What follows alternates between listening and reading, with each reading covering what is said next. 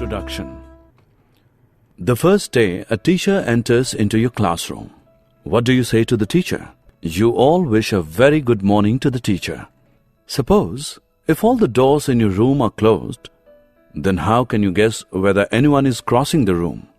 Yes, you can identify it by hearing the footsteps of the person.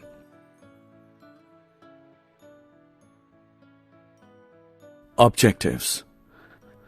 At the end of this lesson, you'll be able to understand that sound is caused by vibrations, know about the musical instruments, identify the sound from musical instruments, understand how sound is produced and propagated by humans, acquire knowledge where the sound requires a medium for propagation, understand the propagation of sound in liquids and solids,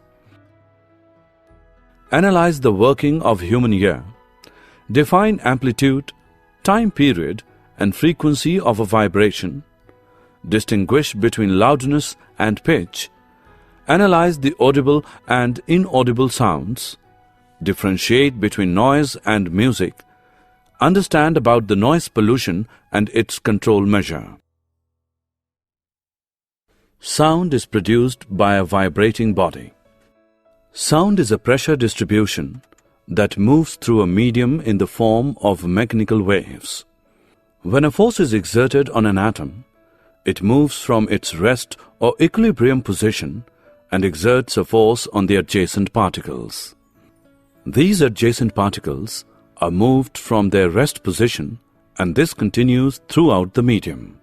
This transfer of energy from one particle to the next is how sound travels through a medium. The words mechanical wave is used to describe the distribution of energy through a medium by the transfer of energy from one particle to the next. Sound waves that travel parallel to the direction of the particle movement are called longitudinal waves. However, it is possible to produce other types. Waves which move perpendicular to the direction of particle movement are called transverse waves.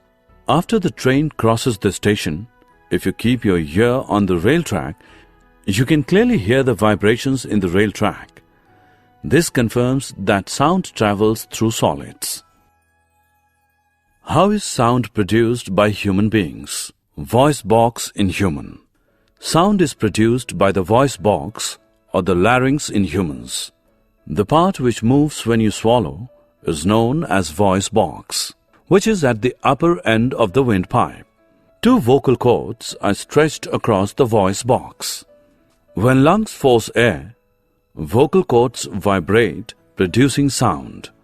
When the vocal cords are tight and thin, the type or quality of voice is different from that when they are loose and thick. Sound requires a medium for propagation. Place an electric bell in an air-filled jar.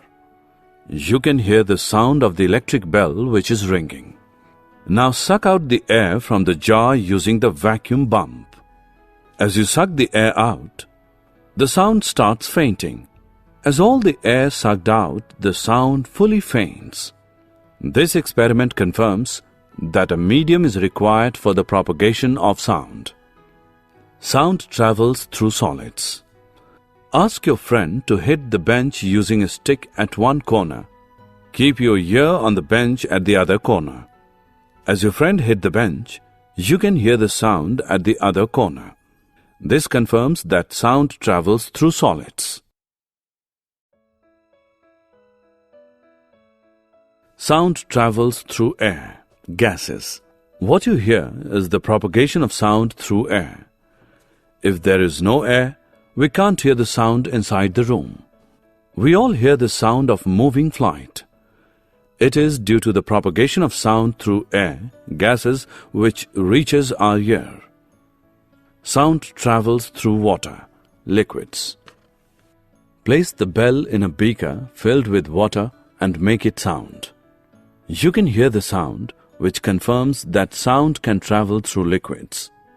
Communication between dolphins also confirms that sound travels through liquids as well.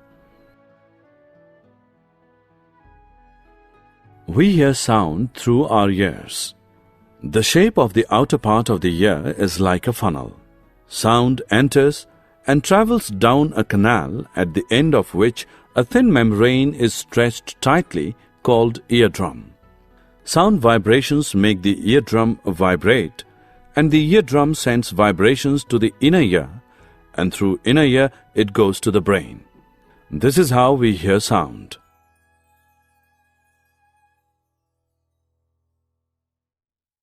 Amplitude, time period, frequency. Amplitude. Amplitude of the sound is nothing but the loudness or the amount of maximum displacement of the particles while the sound is produced. When the amplitude of the vibration is large, the sound produced is loud. When the amplitude is small, the sound is feeble. Frequency of sound. The number of oscillations per second is called the frequency of the oscillation. Frequency is expressed in terms of hertz. Loudness and pitch. Loudness depends on the amplitude of vibrations.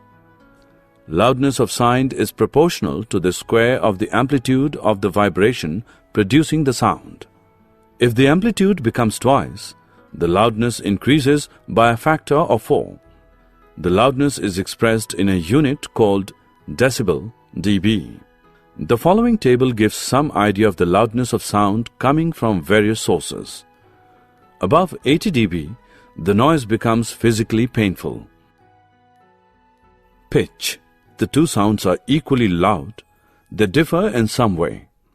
The difference in sound is due to the shrillness or pitch of the sound.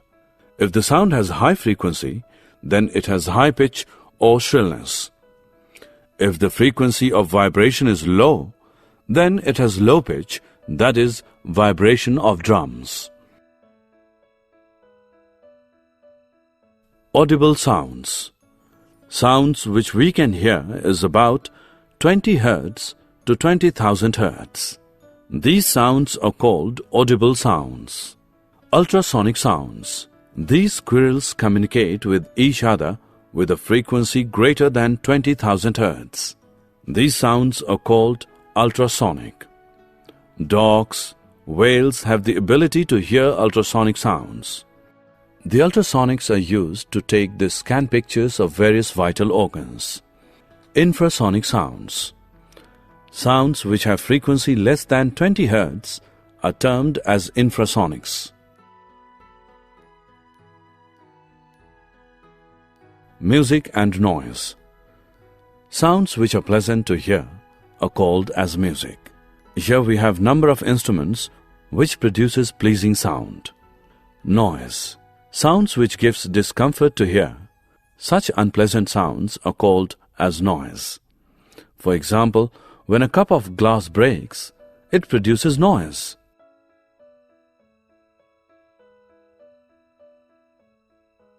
Noise pollution and its control.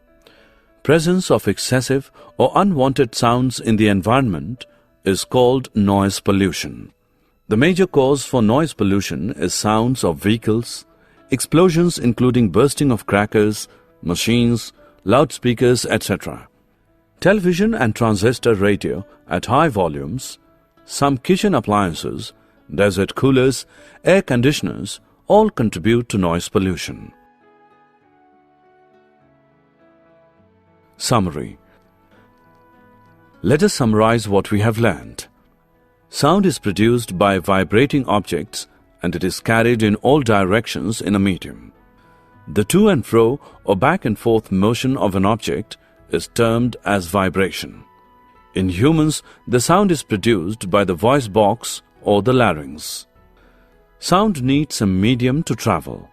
The sound cannot travel through vacuum. We hear sound through our ears. Position is called the amplitude of vibration. The to and fro motion of an object is called oscillation motion. The number of oscillations or vibrations per second is called the frequency of oscillation. The frequency of a body is expressed in hertz. Larger the amplitude of vibration, louder is the sound. Higher the frequency of vibration, the higher is the pitch or shrill is the sound. For human ears, the range of audible frequencies is roughly from 20 to 20,000 Hz. The presence of excessive or unwanted sound in the atmosphere is called noise pollution. Major causes of noise pollution are sounds of vehicles, explosions including bursting of crackers, machines, loudspeakers, etc. Plantation on the roadside and elsewhere can reduce the noise pollution.